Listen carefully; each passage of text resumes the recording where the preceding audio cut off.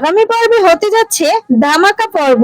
এই পর্বতে দেখা যায় যে মিস্টার চট্টরাজ অসুস্থ হন আর সে হসপিটালে ভর্তি থাকে। তার কোনো আশঙ্কাই নেই বেঁচে থাকা। তারপর এদিকে দেখা যাবে যে বাবলি সুন্দরী এদিকে প্রার্থনা করতে থাকে, আর তখন তার মেয়ে বলছে যে বাবা কি বেঁচে উঠবে। আর তখন দেখা যায় একজন গিয়ে বলতে থাকে যে ওনার নাকি বাঁচার কোনো সম্ভাবনা নেই, উনি নাকি নেই। আর তখন বলে না, এটা হতে পারে না, এই বলে চিৎকার করে মিস্টার চট্টরাজের কাছে যায়। আর গিয়ে তখন তাকে জড়িয়ে ধরে কাঁদতে থাকে বাবলি।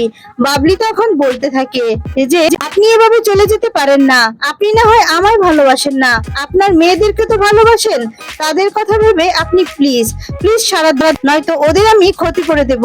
আর তখন এই কথা শুনেই দেখা যায় সারা দেয় মিস্টার চট্টরাজ। আর তখন এই বলে জড়িয়ে ধরে কাঁদতে থাকে বাবলি। এরপর মিস্টার চট্টরাজ বাবলিকে ধরে চোখ খোলে, তাকে জড়িয়ে ধরে থাকে। তো বন্ধু, এরপর এই দৃশ্য দেখে সবাই অবাক হয়ে যায়। অবাক দৃষ্টিতে বাবলি আর মিস্টার চট্টরাজের দিকে তাকিয়ে থাকে সকলেই। এদিকে মিস্টার চট্টরাজের বড় মেয়েও অবাক হয়ে যায়। বন্ধুরা, আগামী পর্বের প্রোমো তোমাদের কেমন লেগেছে কমেন্টস করে জানিয়ে দাও।